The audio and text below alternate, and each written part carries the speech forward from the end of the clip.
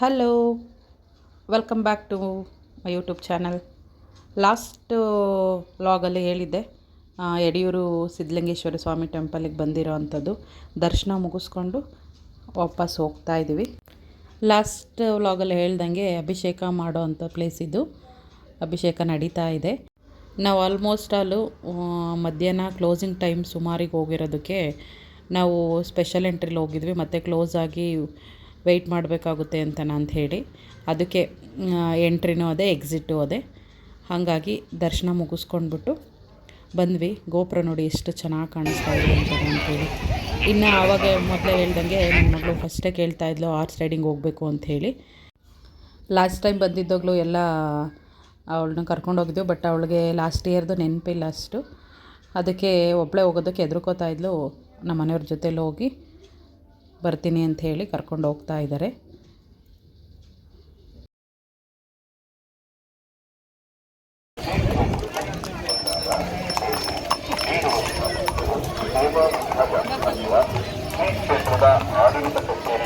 ಓಡೋಗ್ತದಲ್ಲ ಅದು.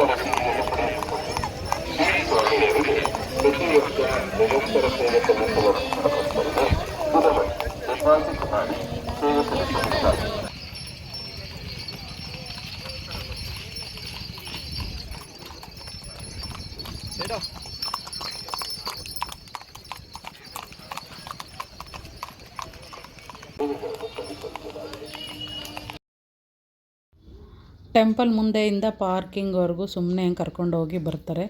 ಅದಕ್ಕೆ 100 ರುಪೀಸ್ ಏನೋ ತೊಗೋತಾರೆ. ಬಟ್ ಮಕ್ಳಿಗೆ ಚೆನ್ನಾಗಿರುತ್ತೆ. ಟುಕು ಟುಕು ಅಂತ ಸೌಂಡ್ ಇಟ್ಕೊಂಡು ಕರ್ಕೊಂಡೋಗಿ ಬರ್ಬೋದು.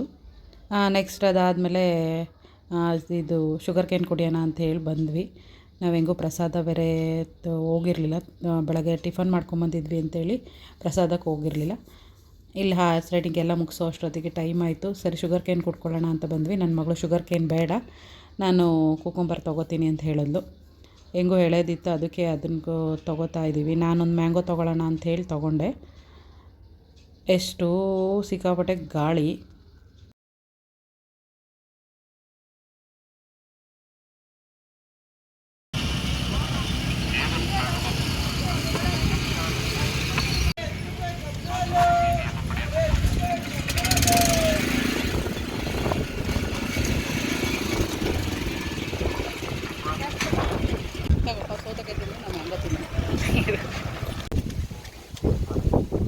ಅಲ್ಲಿ ಹೋಗಲ್ಲ ಅಮ್ಮ ಹತ್ರ ಮ್ಯಾಂಗೋ ಇಸ್ಕೋ.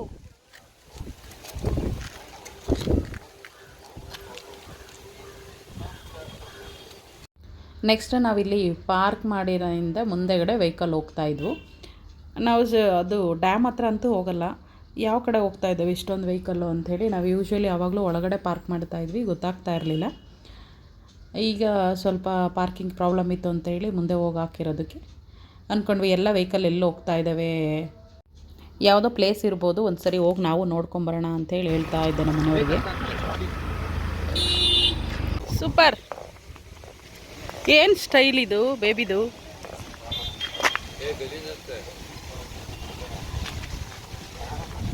ಏನು ಸ್ಟೈಲ್ ಪಾಪ ನಿಂದು?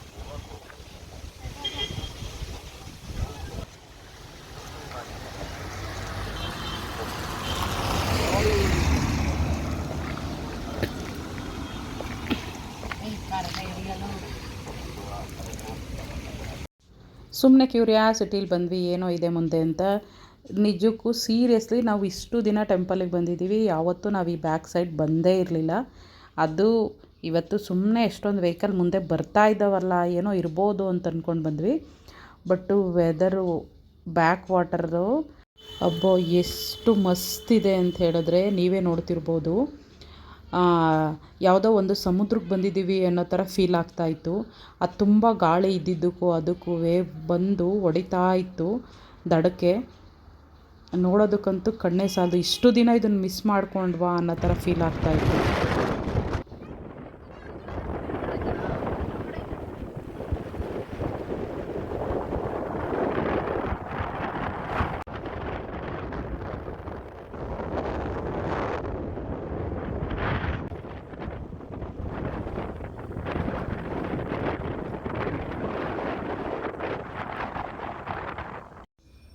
ನಾನು ನನ್ನ ತಂಗಿ ಇಬ್ಬರು ವೆದರ್ ಸಖತ್ತಾಗಿತ್ತು, ಫೋಟೋಸ್ ಆದರೂ ತಗೊಳ್ಳೋಣ ಒಂದೆರಡು ಅಂತ ಹೇಳ್ಬಿಟ್ಟು ನಾವು ಫೋಟೋಸ್ ತಗೋತಾ ಇದ್ವಿ.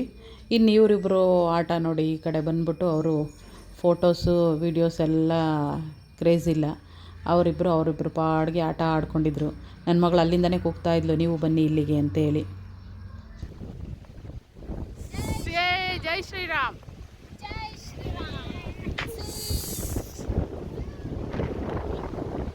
ಓ ಮೈ ಗಾಡ್, ಗಾಳಿ ಅಂತೂ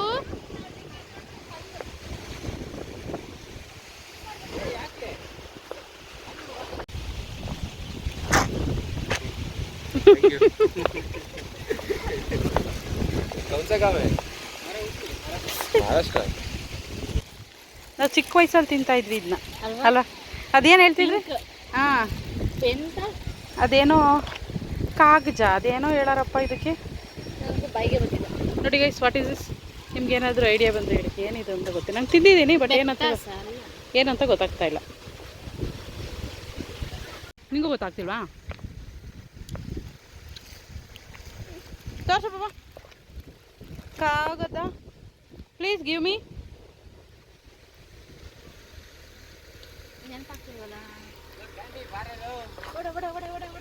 ಅದೇನೇ ತಿಂದಿದ್ದಾಳು, ನಿಮಗೂ ಗೊತ್ತಿಲ್ವಾ?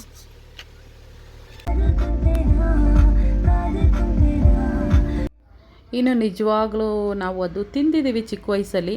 ಏನು ಅಂತ ತುಂಬ ನೆನ್ಪು ಮಾಡಿಕೊಂಡೆ, ಬಟ್ ಗೊತ್ತಾಗಲಿಲ್ಲ. ಈ ಕ್ಷಣಕ್ಕೂ ಗೊತ್ತಿಲ್ಲ. ತುಂಬ ಟೈಮ್ ತಿಂದಿದ್ದೀನಿ ಚಿಕ್ಕ ವಯಸ್ಸಲ್ಲಿ.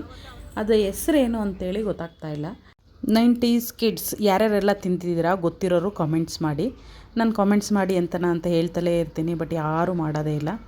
ಯಾರ್ಯಾರು ತಿಂದಿದ್ದೀರಾ ನನಗೆ ಕಾಮೆಂಟ್ಸ್ ಮಾಡಿ ನೋಡೋಣ. ಬ್ಯಾಕ್ ವಾಟರ್ಲಿದ್ದು ಸ್ವಲ್ಪ ನೀರಲ್ಲೆಲ್ಲ ಚೆನ್ನಾಗಿ ನನ್ನ ಮಗಳು ಆಟಾಡಿದ್ದಾಯಿತು. ನಾವು ಸ್ವಲ್ಪ ಸೆಲ್ಫಿ, ಫೋಟೋಸ್, ವೀಡಿಯೋಸ್ ಅದು ಇದು ಎಲ್ಲ ಮಾಡಿಕೊಂಡು ನೆಕ್ಸ್ಟ್ ನಾವು ಹೋಗ್ತಾ ಇರೋದು ಮಾರ್ಕೋನಹಳ್ಳಿ ಡ್ಯಾಮ್ ಕಡೆ. ಇದಂತೂ ವೆದರ್ ಇನ್ನೂ ಸಖತ್ತಾಗಿತ್ತು, ಫುಲ್ ಗ್ರೀನ್ರಿಯಾಗಿ.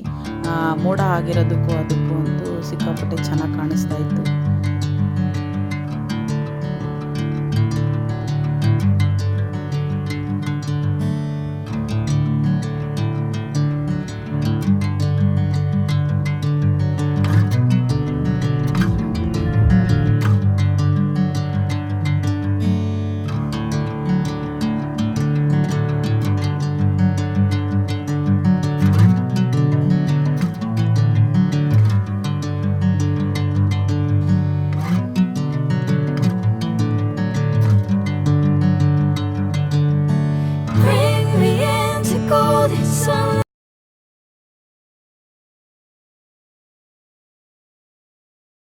ಟೆಂಪಲಿಂದ ಡ್ಯಾಮ್ಗೆ ಅರೌಂಡ್ ಒಂದು 6.5 7 ಕಿಲೋಮೀಟರ್ ಇರ್ಬೋದು ಅನ್ಕೋತೀನಿ.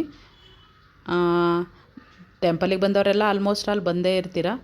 ಯಾರಾದರೂ ಹೊಸ್ದಾಗಿ ಬರೋವಂಥವ್ರಿಗೆ ಅಥವಾ ಗೊತ್ತಿಲ್ಲದೆ ಇರೋರಿಗೆ ಯೂಸ್ ಆಗ್ಬೋದು. ದೇವಸ್ಥಾನದಿಂದ ನಿಯರೇ ಇದೆ, ಬರ್ಬೋದು. ಒಳ್ಳೆ ವಾತಾವರಣ, ಒಳ್ಳೆ ಕ್ಲೈಮೇಟಲ್ಲಿ ಬರ್ಬೋದು. ಇನ್ನು ಗೇಟ್ ಮುಂದೆ ಚಿಕ್ಕ ಚಿಕ್ಕದಾಗಿ ಅಂಗಡಿಗಳು ಅಂತ ಹೇಳಿದ್ರೆ ಇಲ್ಲಿ ಬೇಲ್ಪುರಿ ಮತ್ತು ಸೌತೆಕಾಯಿ, ಹುರಿದಿರೋಂಥ ಶೇಂಗಾ ಇದೇ ಫೇಮಸ್ಸು. ಇಲ್ಲಿ ಚಿರುಮುರಿ ಮಾತ್ರ ಸೂಪರಾಗಿರುತ್ತೆ. ಬಂದರೂ ಒಂದು ಸರಿ ಟ್ರೈ ಮಾಡಿ, ಸಿಕ್ಕಾಪಟ್ಟೆ ಚೆನ್ನಾಗಿರುತ್ತೆ. ಇನ್ನು ಈ ಡ್ಯಾಮ್ ಬಗ್ಗೆ ಹೇಳಬೇಕು ಅಂತ ಹೇಳಿದ್ರೆ, ಇದು ಕುಣಿಗಲ್ ತಾಲೂಕಿನ ಶಿಂಷಾ ನದಿಯ ಮೇಲೆ ನಿರ್ಮಿಸಲಾಗಿದೆ. ಐತಿಹಾಸಿಕ ಅಣೆಕಟ್ಟು ಅಂತಲೇ ಹೇಳ್ಬೋದು. ಈ ಅಣೆಕಟ್ಟನ್ನು ಮೈಸೂರು ಮಹಾರಾಜರಾದ ನಾಲ್ವಡಿ ಕೃಷ್ಣರಾಜ ಒಡೆಯರ್ ಕಾಲದಲ್ಲಿ ಭಾರತ ರತ್ನ ಸರ್ ಎಂ ವಿಶ್ವೇಶ್ವರಯ್ಯರವರ ಮಾರ್ಗದರ್ಶನದಲ್ಲಿ ನಿರ್ಮಿಸಲಾಗಿದೆ.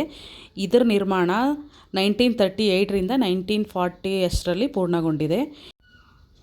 ಈ ಡ್ಯಾಮ್ನ ಅತಿ ದೊಡ್ಡ ವಿಶೇಷತೆ ಏನು ಅಂದರೆ, ಸ್ವಯಂ ಚಾಲಿತ ಸೈಫನ್ ಕೂಡ ವ್ಯವಸ್ಥೆ ಮಾಡಲಾಗಿದೆ. ಅಂದರೆ ಆಟೋಮೆಟಿಕ್ ಸೈಫನ್ ಕೂಡ ಏರ್ಪಡಿಸಲಾಗಿದೆ ಈ ಡ್ಯಾಮ್ಗೆ. ನೀರಿನ ಮಟ್ಟ ನಿಗದಿತ ಎತ್ತರ ತಲುಪಿದಾಗ ಯಾವುದೇ ವ್ಯಕ್ತಿ ಗೇಟ್ ಓಪನ್ ಮಾಡೋದೇ ಬೇಕಾಗಿಲ್ಲ, ನೀರು ತಾನಾಗೇ ಹೊರಗಡೆ ಹೋಗ್ತೈತೆ. ಅಂಥದ್ದೊಂದು ವಿಶೇಷತೆ ಈ ಡ್ಯಾಮ್ನಲ್ಲಿ ಫಿಕ್ಸ್ ಮಾಡಿದ್ದಾರೆ. ಇಂಥ ಒಂದು ಬಳಕೆನ ಆಗಿನ ಕಾಲದಲ್ಲಿ ಅದ್ಭುತವಾದ ಎಂಜಿನಿಯರಿಂಗ್ ತಂತ್ರಜ್ಞಾನ ಬಳಸಿರೋದು ಈ ಅಣೆಕಟ್ಟಿನ ಹೆಮ್ಮೆ ಅಂತಲೇ ಹೇಳ್ಬೋದು.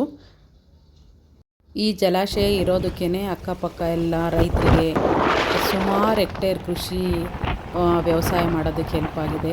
ಎಷ್ಟೊಂದು ರೈತರಿಗೆ ಜೀವನಾಂಶ ಕಲ್ಪಿಸಿದೆ ಅಂತಲೇ ಹೇಳ್ಬೋದು. ನಮ್ಮ ಆಗಿನ ಕಾಲದ ಇಂಜಿನಿಯರ್ ಆಗಿದ್ದಂಗೆ ಸರ್ ಎಂ ವಿಶ್ವೇಶ್ವರಯ್ಯರಿಗೆ ನಮ್ಮ ಭಾರತ ರತ್ನ ಅಂತಲೇ ಹೆಸರುವಾಸಿಯಾಗಿರೋರಿಗೆ ಹ್ಯಾಟ್ಸ್ ಆಫ್ ಹೇಳಲೇಬೇಕು. ಇಂಥದ್ದೊಂದು ಜಾದೂನ ಆ ಕಾಲದಲ್ಲಿ ಮಾಡಿರೋದಕ್ಕೆ, ಕೃಷಿ ಮಾಡೋದಕ್ಕೆ ಇಷ್ಟು ಹೆಲ್ಪ್ ಆಗಿ ಸುತ್ತಮುತ್ತ ವಾತಾವರಣ ಎಲ್ಲ ಇಷ್ಟು ಹಚ್ಚ ಹಸುರಾಗಿರೋದಕ್ಕೆ ಈ ಜಲಾಶಯನೇ ಕಾರಣ ಅಂತಲೇ ಹೇಳ್ಬೋದು. ಆಲ್ರೆಡಿ ಆಷಾಢ ಸ್ಟಾರ್ಟ್ ಆಗಿರೋದಕ್ಕಂತೂ ಗಾಳಿ ಹೆವಿ ಅಂದರೆ ಸಿಕ್ಕಾಪಟ್ಟೆ ಗಾಳಿ ಇತ್ತು. ನಾವು ಇದಕ್ಕೆ ಮೇಲ್ಗಡೆಗೆ ಬರೋ ಅಷ್ಟೊತ್ತಿಗೆ ಆಲ್ರೆಡಿ ಬಿಸಿಲು ಬೇರೆ ಸ್ಟಾರ್ಟ್ ಆಗಿತ್ತು. ನಾವು ಸ್ಟೆಪ್ ಹತ್ಕೊಂಡು ಹೋಗೋದು ಬೇಡ ಅಂತ ಅಂದ್ಕೊಂಡ್ವಿ. ಬಟ್ ಇಲ್ಲಿಗೆ ಬಂದುಬಿಟ್ಟು ಡ್ಯಾಮ್ ಹತ್ರ ಬಂದಿಲ್ಲ ಅಂದರೆ ಹೆಂಗೆ ಅಂತ ಅಂದ್ಕೊಂಡು ನೋಡ್ಕೊಂಡು ಹೋಗೋಣ ಅಂತ ಹೇಳ್ಬಿಟ್ಟು ಬಂದ್ವಿ. ಗಾಳಿ ಅಂತೂ ವಿಪರೀತ. ನೀರು ನಡ್ಕೊಂಡು ಮುಂದೆ ಹೋಗ್ಬಿಟ್ವಿ. ಮತ್ತೆ ರಿಟರ್ನ್ ಬರೋದಕ್ಕೆ ಬಿಸಿಲಲ್ಲಿ ಮತ್ತೆ ಯಾರಪ್ಪ ಹೋಗ್ತಾರೆ ಅಂತ ಹೇಳ್ಬಿಟ್ಟು ನಾನು ನೋಡಿ ರಾಂಗ್ ರೂಟ್ ಹುಡ್ಕೊಂಡಿದ್ದೀನಿ. ಹಿಂಗಿದ್ದಂಗೆ ಅಲ್ಲಿ ಎಲ್ಲರೂ ಆಲ್ಮೋಸ್ಟ್ ಓಡಾಡಿದ್ರು ಅನಿಸುತ್ತೆ, ಜಾಗ ಐತೆ ಹಿಂಗಿಂದನೇ ಹೋಗೋಣ ಅಂತ ಹೇಳಿದೆ. ಇವ್ರು ಯಾರೂ ಬರಲ್ಲ ಅಂತ ಹೇಳಿದ್ರು, ನನ್ನ ತಂಗಿ ನಮ್ಮ ಮನೆಯವರು ಮತ್ತು ಪಾಪು ಎಲ್ಲ ನಾವು ಸ್ಟ್ರೈಟ್ ಹೋಗ್ಬಿಟ್ಟು ಮೆಟ್ಲಿಟ್ಕೊಂಡೇ ಬರ್ತೀವಿ ಅಂತ ಹೇಳಿದ್ರು. ಸರಿ ಅವ್ರು ಹಂಗಿಂದನೇ ಬರಲಿ, ನಾನು ಹಿಂಗೆ ಹೋಗೋಣ ಅಂದ್ಕೊಂಡು ನನ್ನ ಪಾಡಿಗೆ ನಾನು ಹಿಡ್ಕೊಂಡು ಬಂದೆ. ನಾನು ಆರಾಮಾಗಿ ಅಲ್ಲೇನು ಸ್ಕಿಪ್ ಆಗಿರಲಿಲ್ಲ, ಏನೂ ಇಲ್ಲ. ಆರಾಮಾಗಿ ಇಳಿದು ಬಂದಿದ್ದು ನೋಡಿಬಿಟ್ಟು ನಾವು ಹಿಂಗೆ ಬರ್ತೀವಿ ಅಂಥೇಳಿ ನನ್ನ ಹಿಂದೆ ಅವರೂ ಬಂದರು. ನನಗೆ ಸ್ವಲ್ಪ ಗೊತ್ತಿರೋ ಅಂಥ ಡ್ಯಾಮ್ನ ಮಾಹಿತಿ ಕೊಟ್ಟಿದ್ದೀನಿ. ಕೆಲವರಿಗೆ ಇಷ್ಟ ಆಗ್ಬೋದು, ಕೆಲವರಿಗೆ ಇಷ್ಟ ಆಗದೇ ಇರ್ಬೋದು. ನೆಕ್ಸ್ಟು ಇಲ್ಲಿಂದ ನಾವು ರಿಟನ್ನು ನಮ್ಮ ಬೆಂಗಳೂರು ಕಡೆಗೆ ಹೊರಡಬೇಕು. ಎಲ್ಲ ಓಡಾಡಿದ್ವಿ. ಸ್ವಲ್ಪ ಶೂ ಬೇರೆ ಸ್ಟಾರ್ಟ್ ಆಗಿತ್ತು. ಆಫ್ಟರ್ನೂನ್ ಊಟ ಬೇರೆ ಮಾಡಿರಲಿಲ್ಲ. ಹಾಗಾಗಿ ಇಲ್ಲಿ ಇಷ್ಟು ದೂರ ಬಂದು ಅದು ಇಲ್ಲಿಗೆ ಬಂದ್ಬಿಟ್ಟು ನಾವು ಚಿರುಮುರಿ ಬೇರ್ಪುರಿ ತಿಂದೆ ಹೋದ್ರೆ ಹಿಂಗೆ ಅದಕ್ಕೆ ತಿನ್ನೋಣ ಅಂತ ಹೇಳ್ಬಿಟ್ಟು ಬಂದ್ವಿ.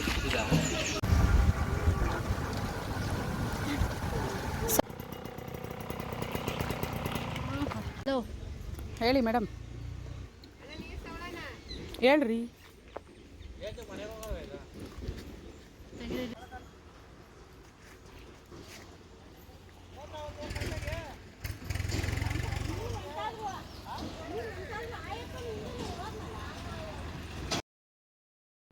ನಾನು ಅನ್ಕೋತಾ ಇದ್ದೆ ಇಷ್ಟೊಂದು ಥರ ವೆದರ್ ಚೆನ್ನಾಗಿದೆ ಇಲ್ಲಿ, ಯಾವುದಾದ್ರೂ ಒಂದು ರೆಸಾರ್ಟ್ ಮಾಡಿಲ್ವಲ್ಲ ಅನ್ಕೋತಾ ಇದ್ದೆ.